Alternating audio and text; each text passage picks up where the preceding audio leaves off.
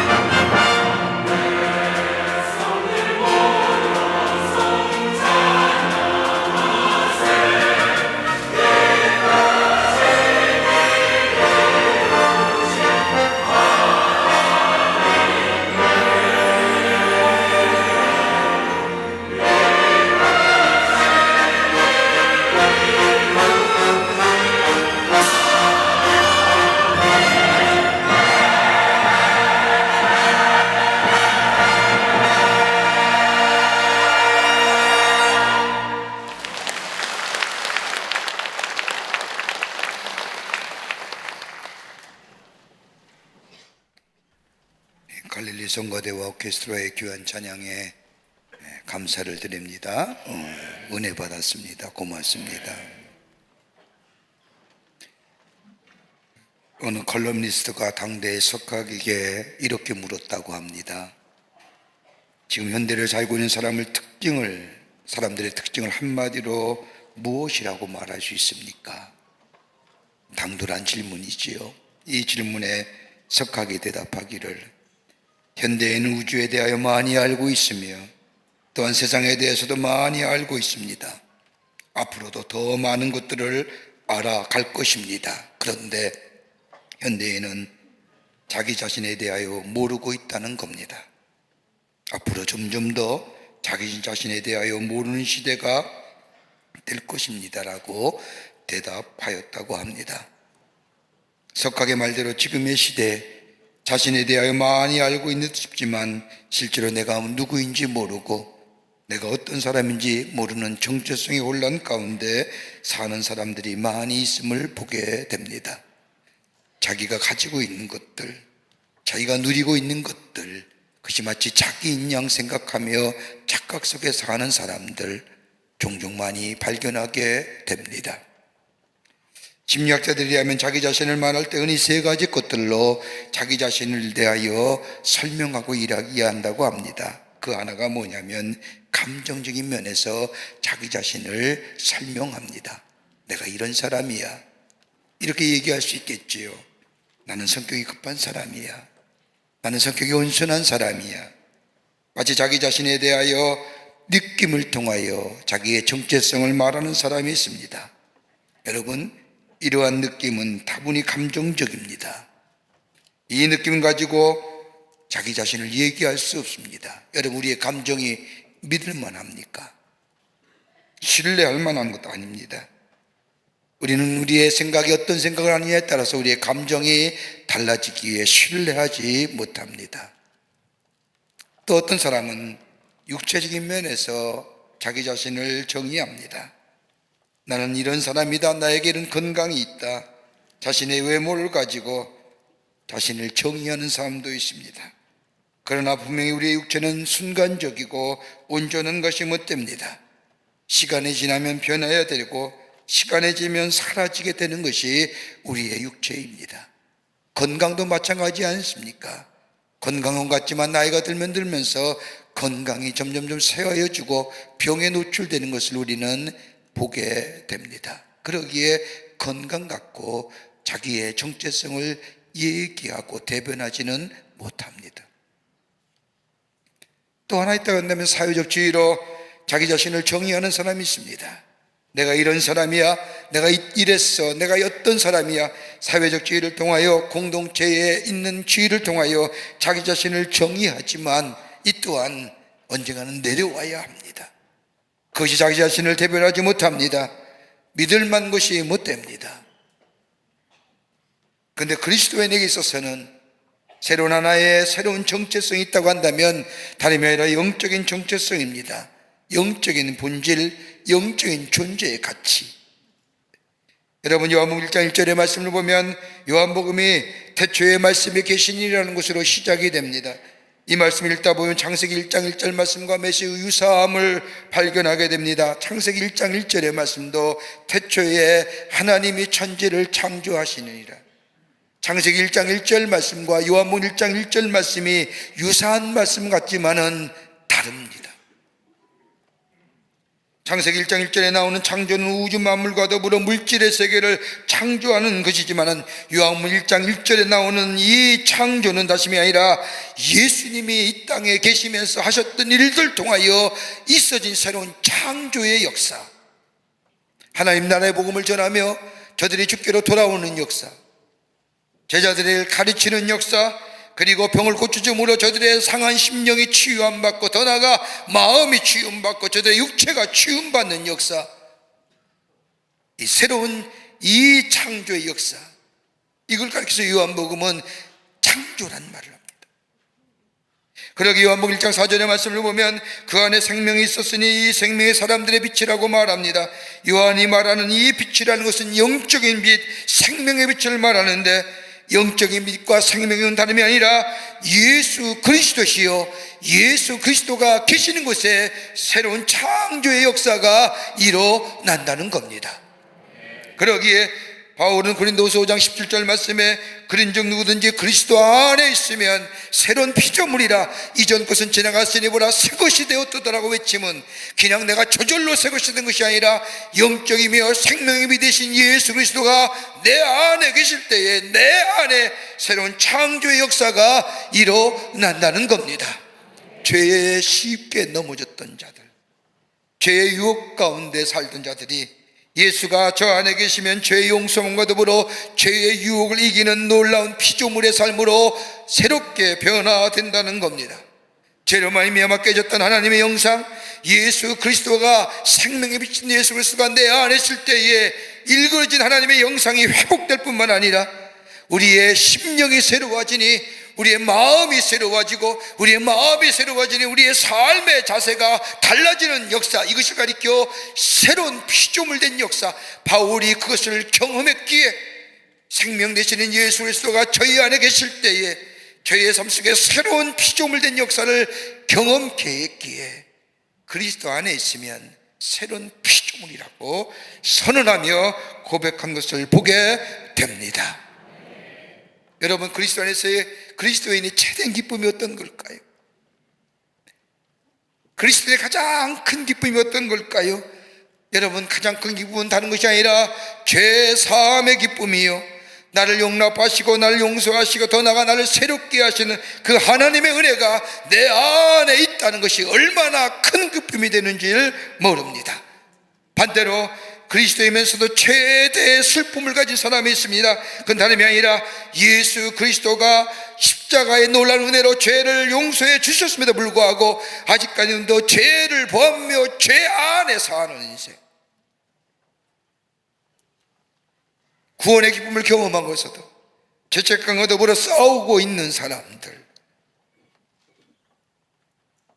오늘 본문의 말씀은 우리가 그리스도인들, 특별히 예수 그리스도의 십자가의 놀라운 은혜로 구속함을 받을 뿐만 아니라 죄와 사망의 권세를 이기시고 부활하신 예수 그리스도의 부활의 놀라운 역사를, 부활의 놀라운 은혜를 경험하며 그 부활의 신앙을 가지고 산소망 가운데 사는 그리스도인 삶, 새로운 정체성의 사람이 되었는데, 그렇다고 한다면 어떻게 살 것이냐?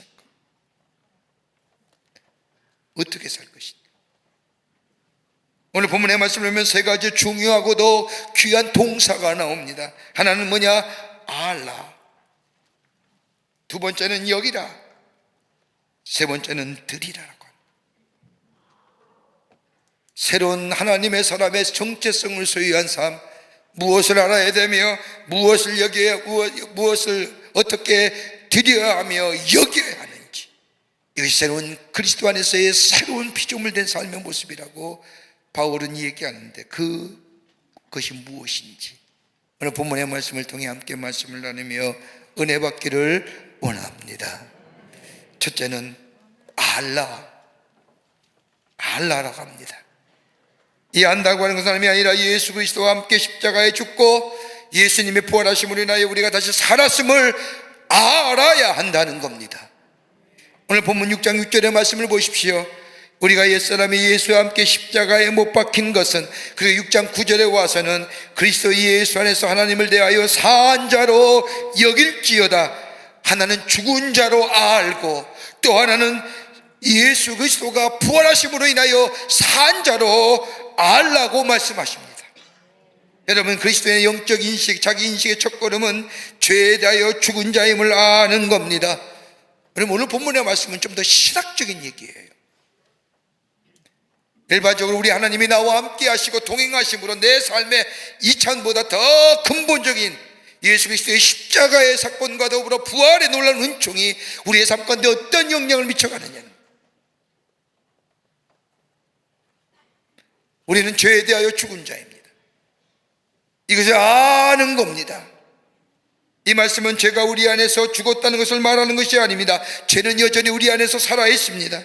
구원의 고백함에도 불구하고 우리들 안에 엄청난 죄의 세력들이 남아 우리를 시시각각 유혹하며 넘어뜨리려고 합니다. 더 나아가 우리가 죄에 대하여 죽어야 한다는 뜻도 아닙니다. 흔히들 그리스도인들이 말하기를 죄에 대하여 죽어야 한다고 말해야 합니다마는, 그런데 죄에 대하여 죽어보려고 노력했지만 실상 우리의 삶을 돌이켜보면 그러하지 못합니다. 잘 죽지 않아요. 내 안에 끊임없이 솟아오르는 인간의 욕망들, 이기적인 마음들, 정욕의 마음들, 시기와 질투의 마음들, 다른 사람보다 잘 되기를 원하는 마음들, 다른 사람에 대하여 긍휼하며 온유하며 겸손하며 나누며 사랑하며 용서하며, 이 마음보다 내 이기적인 마음이 얼마나 나를 사로잡고 있는지 애써 보지만 그렇지 못하지 않습니까? 그런데 오늘 본문의 말씀을 보면 죄에 대하여 죽으라고 가르치는 것이 아니라, 오늘 본문의 말씀은 우리가 이미 죄에 대하여 죽었다는 것을 알라고 말씀하십니다. 6장 3절의 말씀을 보십시오. 무릇 그리스도 예수와 아파여 세례를 받은 우리는 그의 죽으심과 아파여 세례받은 줄을 알지 못하느냐. 이 말씀은 바울만이 하는 수학적인 표현입니다. 이 말씀 속은 우리가 예수 그리스도를 구세주로 영접하는 순간 우리는 그리스도에게서 영적으로 연합되었다는 겁니다. 예수와 함께 죽고 예수가 부활할 때 내가 부활한다는 것은 예수와 내가 하나 되었다는, 연합되었다는 겁니다. 그분이 십자가에 죽으실 때 나도 죽은 겁니다. 그분이 부활하실 때 나도 영적으로 부활한 겁니다. 이미 나는 죄에 대하여 죽은 사람입니다. 그러기 이 사실을 믿는 자마다 바울은 묘련처럼 내가 새롭게 새로운 사람 되었다는 겁니다. 이전 것은 지나갔으니 보라 새 것이 되었다고 하는 말씀의 의미가 이 속에 담겨져 있습니다.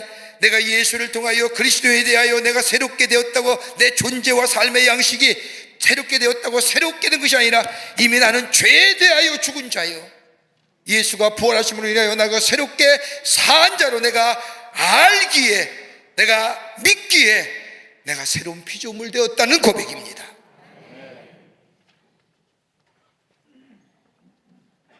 이것을 믿는 자마다 새로운 사람 됩니다. 새로운 존재로 살아갑니다. 무늬만 건물살로만 밥그릇만 교회에 옮긴다고 해서 그리스도인이다, 새로운 피조물 되는 것이 아니라 내가 예수 그리스도와 연합되었다는 것, 연합되었다는 것. 그럴 때에 거기에 걸맞는 삶의 자세와 삶의 태도가 우리의 삶 가운데 일어납니다. 죄에 대하여 죽은 자, 예수 그리스도의 부활하심으로 인하여 새로운 존재된 사람들, 거기에 환난에 닥쳐오고 시험에 닥쳐오고 어려움과 역경에 닥쳐온 자일지라도 소망 가운데 믿음으로 주님이 우리와 함께 하심을 내가 믿기에, 임마누엘 주님이 오늘 나와 함께 하시기에, 우리 예수님이 나의 선한 목자가 되어주시고 나는 그분이 그리진 양이기에, 연합된 관계 속에서 주님이 내 안에 내가 주님 안에 계시기에 우리의 삶의 여정 가운데 어려움과 역경과 환난이라도 능히 이기는 역사가 여기에 있습니다. 그리스도인이 주님과 연합한 자에 걸맞는 태도, 걸맞는 태도. 유명한 김익두 목사님이 회개하여 예수를 믿고 구원받아 제일 처음 한 일이 하나 있었다고 합니다. 자신의 장인을 얼마나 속이 썩었으면 이 김익두 목사님이 예수 믿고 구원받아 첫 번째로 자기 장인에게 편지를 썼는데 그 편지가 부고였답니다. 김익두 사망. 왜 부고 보냈을까요? 옛사람이 죽은 겁니다. 이미 죽었습니다. 내가 그리스도와 연합한 자 되었습니다. 여기에 나는 하나님 나라의 백성이요 하나님 나라의 권세를 가진 자요, 더 이상 죄에 대하여 종이 아니요 하나님과 함께 더불어 예수 그리스도와 함께 연합하여 산 자의 삶, 이거를 알라 하시는 거예요.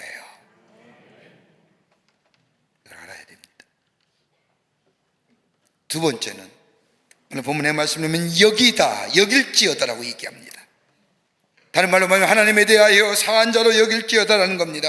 로마서 6장 11절 말씀을 보면 이와 같이 너희도 너희 자신을 죄에 대하여 죽은 자요 그리스도 예수 안에서 하나님을 대하여는 상한 자로 여길지어다.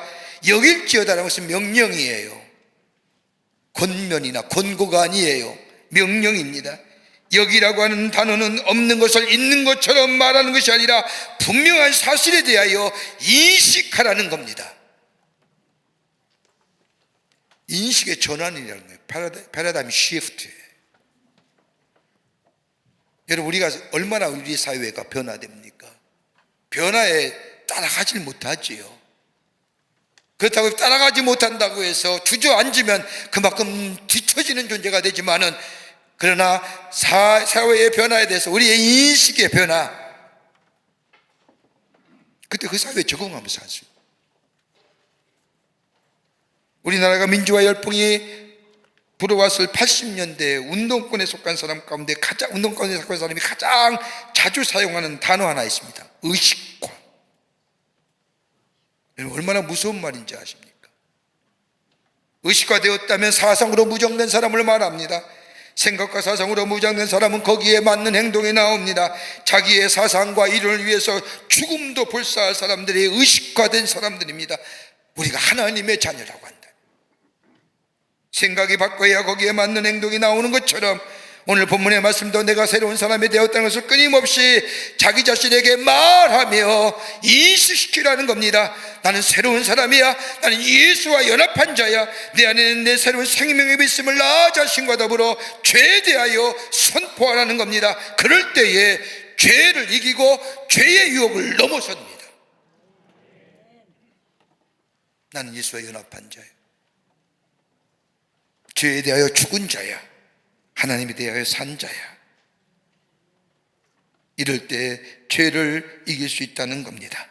그러면서 나는 하나님의 영광을 위하여 주님을 기쁘시게 하기 위하여 하나님의 뜻이 저 하늘에서 이루어진 것처럼 이 땅에서 이루어지기 위하여 하나님이 나를 부르셨고 나와 관계하셨고 나의 인도자가 되어주시고 지금은 나의 정력적이고 이런 것이 나를 이 순간 기뻐할 줄 모르지만은 그러나 나보다 더 좋은 것으로 내 욕심보다 내 눈앞에 있는 이익보다 더 좋은 것으로 예비하신 우리 하나님, 그 하나님과 교제하며 그 하나님과 같이 걸어가는 인생 될 때에 그 삶이 복된 삶이요 하나님의 은혜와 축복을 누리며 기쁨이 충만한 삶 살아가는 줄 믿습니다. 우리는 종종 성령 충만하다는 얘기를 듣지요. 성령 충만해야 됩니다. 성령 충만하다는 게 어떤 얘기일까요? 여러분, 성령 충만하다는 것은 다름이 아니라 물리학적인 표현입니다.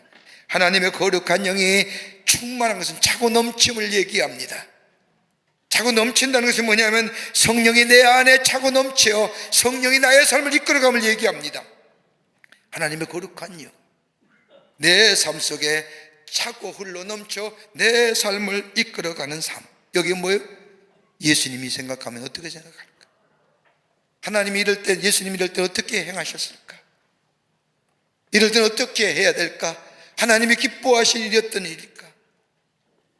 여러분, 어떤 도덕과 윤리가 나의 삶을 인간답게 만드는 것이 아니라 성령, 하나님의 법인 성령의 법이 내 안에 있게 될 때 그 성령께서 내 안에 차고 넘치고 충만하게 될 때에 내 삶을 하나님의 다운, 하나님의 백성다운 삶으로 살아가게 하시고 그 안에 열매가 맺되 성령의 열매가 맺게 하시고 하나님과 나와의 관계, 나와 나 자신과의 관계, 더 나아가 이웃과의 관계를 화평의 역사를 만들어 가게 하시는 역사. 성령의 9가지 열매가 그런 거 아닙니까? 나와 하나님의 관계, 나와 나 자신과의 관계, 나와 내 이웃과의 관계 속에 풍성한 열매를 맺어 나를 통하여 하나님의 존귀한 자의 삶으로 세우고 주님이 영광 받으시는 놀라운 역사가 우리의 삶 가운데 여기게 될 때에 있어지게 되는 줄 믿습니다. 어느 한 나라 임금이 암행 순사터 나갔다가 다리 밑에서 한 거지 소년을 보았습니다. 어찌나 마음에 드는지 그 거지 소년을 데리고 와서 궁궐로 돌아와 많은 신하들 앞에서 이야기합니다. 여러분, 오늘부터 이 소년을 내 아들로 삼겠습니다. 선포합니다. 다리 밑에 있던 이 소년이, 거지 소년이 이 왕의 선포를 통하여 한나라의 왕자가 되었습니다. 새롭게 태어난 겁니다. 그런데 잘 시간이 되자 왕자가 대궐 밖으로 나가는 겁니다. 신하가 급히 쫓아와 어디 가십니까? 라고 묻자 이 왕자가 대답하기를 나는 본래 거지라 다리 밑에서 자야 편해요. 대답하달라는 겁니다. 신하들이야, 아닙니다. 왕자님은 왕자님이 주무실 곳이 대궐 안에 잘 준비되어 있습니다. 이제 더 이상 거지가 아닙니다. 다리 밑에서 주무실 이유가 하나도 없습니다 라고 이야기합니다. 아침이 되자 이 왕자가 다시 대궐 밖으로 나가려고 합니다. 시중군 사람이 쫓아와서 왕자님 어딜 가십니까? 묻자 왕자가 나는 본래 거지입니다. 내가 세수하는 곳에 저 다리 밑에 가 있는데 거기 가서 세수해야 됩니다. 그저 시중한 사람이 만류하면서 아닙니다 왕자님, 세수하는 곳에 대궐 안에 마련해 두었습니다. 인식의 전환이 안 된 거죠. 이런 삶, 예수님이 내 안에 계시고 내가 예수 안에 계시고 연합한 자로서 하나님의 백성으로 하나님 나라의 권세를 가진 자로 하나님의 주신 놀라운 은혜 안에 사는 자라고 내가 인식되어질 때에 내 삶에 어려움과 역경과 환난과 권고와 핍박과 아픔이 오더라 하더라도 우리 주님이 나의 주님 되어주시기에, 우리 하나님이 나의 선한 목자가 되어주시기에, 우리 주님이 세상 끝날까지 나와 함께 하시겠다고 약속하시기에 내가 연약할 때 붙들어주고 내가 주저앉을 때 일으켜 세워주며 내가 비틀걸 때 나를 붙잡아 주신 우리 주님이 내 안에 계시고 나와 함께 계시기에 우리는 어떤 어려움도 어떤 삶의 곤고함도 능히 이겨 하나님이 하나님 되심을 증거할 뿐만 아니라 내가 어떤 사람인지를 증거하는 복된 삶이 되는 줄 믿습니다. 그러게 바울은 빌립보 4장 12절 말씀에 내가 비천에 처할 줄도 알고 풍부에 처할 줄도 알아 모든 일에 배부르며 배고픔과 궁부와 궁핍에도 일체의 비결을 배우느라. 여러분, 조탈한 게 아닙니다. 예수 그리스도의 복음 전하는 자로서의 전도자로서 그 어떤 어려움도 조탈한 게 아니라 우리 주님이 나와 함께 하시기에, 내가 주님과 함께 하셨기에 때로는 어렵다 할지라도, 때로는 비천에 처한다 할지라도, 때로는 풍부에 처할 때는 하나님의 축복인 줄 알고 감사하며, 비천에 처할 때는 하나님이 나를 도우실 것이라고 하는 믿음이 내 안에 있기에, 배부를 때는 감사하며 궁핍할 때에는 하나님이 날 책임져 주실 거라고 하는 믿음이 내 안에 있기에 그리스도와 연합한 것을 이 바울은 이미 알고, 그리고 내 자신에 대해 확신했기에 그는 이런 고백을 할 수 있었던 겁니다. 아는 것도 중요합니다. 그리고 여겨야 됩니다. 여길지어다. 그리고 오늘 바울은 또 하나 얘기합니다. 들이라는 겁니다. 예수 안에서 새롭게 산 자는 새로운 의지적 결단을 가진 사람이라는 겁니다. 오늘 읽지는 않았지만 로마서 6장 12절과 13절의 말씀을 보면 너희는 죄로 너희 죽을 몸에 왕노릇하지 못하게 하여 몸의 사욕을 순종치 말고, 또한 너희의 지체를 불의의 병기로 죄에게 드리지 말고, 오직 너희 자신을 죽은 자 가운데서 다시 산 자같이 하나님께 드리며 너희의 지체를 의의 병기로 하나님께 드려라. 여기에 불의의 병기로 너를 드리지 말고 의의 병기로 하나님께 드리라는 겁니다. 앞에서 말씀드린 것처럼 알라 그리고 여겨라고 하는 단어가 우리의 지적 인식과 연관되어 있다고 한다면, 드리라고 하는 단어는 우리의 의지적 결단을 촉구하는 단어입니다.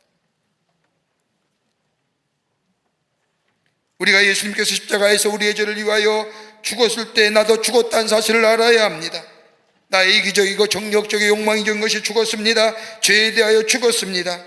그리고 새로운 삶을 살아가기 위해 주께서 사망과 죽음의 권세를 이기시고 부활하시어 우리에게 새로운 부활의 생명을 주셨습니다. 이걸 나에게 인식시키는 겁니다. 그럴 때 내 삶의 태도가 달라지는 거예요. 내 정체성이 달라지기에 내 삶의 자세가, 내 보는 가치관이, 내 세계관이 달라지는 거예요.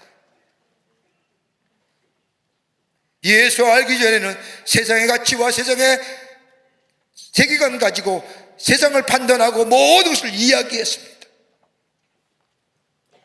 그러기 언제나 비교 우위에 살려고 했습니다.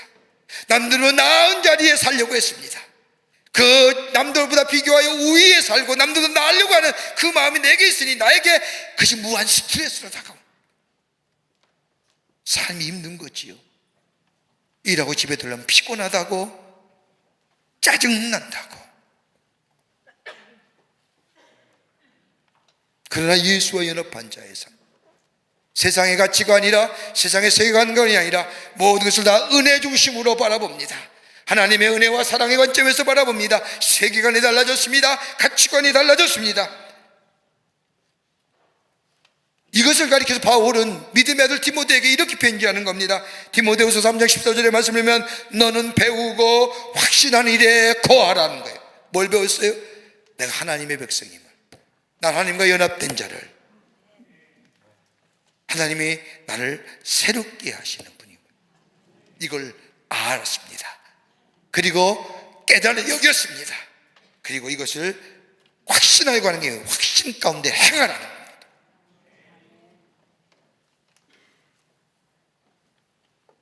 이 확신이 우리의 사정 미문 가운데 자리 잡게 될 때에 많은 어려움과 시련 가운데도 능히 이기게 합니다.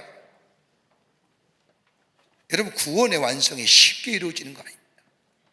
우리 다 구원받았지만 구원의 완성은 여러분 어려운 시험과 문제들이 닥쳐올 때마다 그 시험과 묵지를 어떻게 나는 하나님의 자녀라고 확신 안에 거하게 될 때에 우리가 그것을 이길 뿐만 아니라 천국에는 우리의 구원의 완성의 역사가 우리 가운데 이루어지게 됩니다.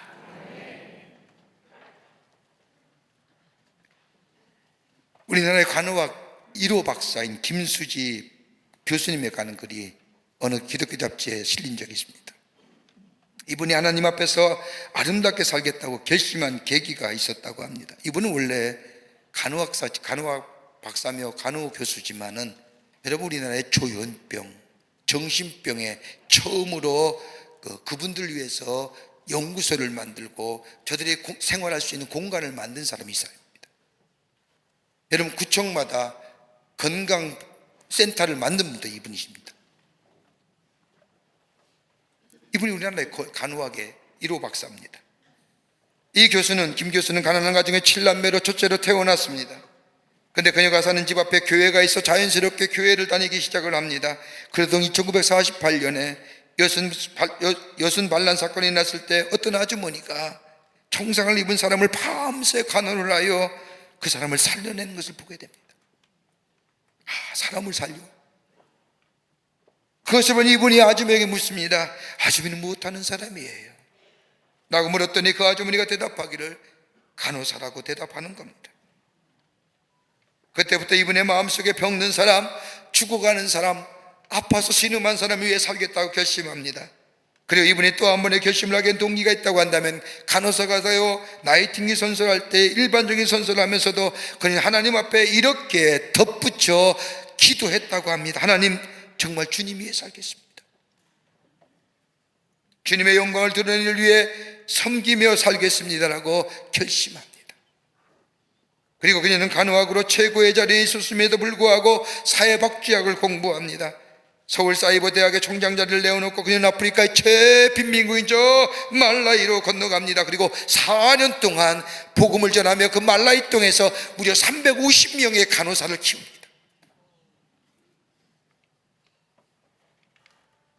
그리고 백혈병에 걸려 한국에 들어와 치료받다가 세상을 떠나십니다. 그분의 책 가운데 이런 길이 실려져 있습니다. 나는 한평생 간호사의 길을 향해서만 달려왔습니다. 나는 간호사란 직업에 대하여 대단한 자부심을 가지고 있습니다. 병든 사람을 돌보는 간호의 일을 너무나 사랑했습니다. 그러므로 나는 행복한 사람입니다. 내가 좋아하는 일을 평생도록 해왔고 사랑의 돌봄을 통해 수많은 사람들과 관계의 기쁨을 느꼈으며 특히 사랑의 돌봄을 통해 수많은 기적을 목격하는 증인으로서 특권을 누리며 살았습니다. 그건 다름이 아니라 하나님이 나를 사랑하셨기 때문입니다. 하나님이 나를 사랑하셨기에 헌신이 있습니다. 하나님이 나를 사랑하셨기에 용서가 있습니다. 하나님 나를 사랑하셨기에 다른 사람을 향하여 주님이 나에게 긍휼한 마음을 가졌듯이 나 또한 다른 사람을 향하여 긍휼한 마음을 갖게 되었습니다.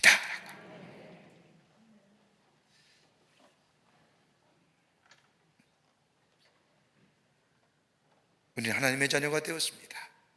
죄에 대해서는 죽었습니다. 그리고 예수님이 부활할 때 부활했습니다. 우리는 알아야 됩니다. 우리는 여겨야 합니다. 그리고 드려야 합니다. 그럴 때 우리 안에 새로운 변화된 피조물로의 삶으로 열매가 맺어지고, 그로 인하여 하나님의 살아계심이 나를 새롭게 하심이 증거, 이 땅에 복음의 확장성의 역사를 놓아갈 뿐만 아니라 하나님이 우리에게 주시는 하늘의 신령함과 땅의 기름진 것으로 채우시는 하나님의 축복을 누리며 살아가게 됩니다. 탐 헤라이라고 하는 사람이 쓴 책 가운데 성령과 체질이라는 책에 보면 이런 글이 나옵니다. 우울질의 사람이 하나님의 거룩한 영이 임재하는 사람이 되면 사랑의 열매를 맺고, 담즙질의 사람이 성령 받으면 충성의 열매를 맺고, 점액질의 사람이 성령 받으면 실학의 열매를 맺으며, 다혈질의 사람이 성령 받으면 예수가 그 안에 계시면 실학의 열매를 맺는다라고.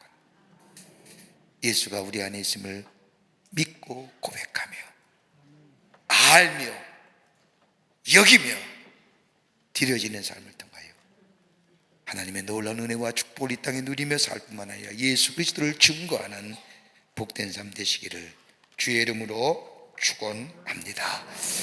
살아서 역사하시는 전능하신 하나님, 영혼의 죄로 말미암아 죽을 수밖에 없는 저희들을 구원하여 주시고 하나님의 백성 삼으심에 감사를 드립니다.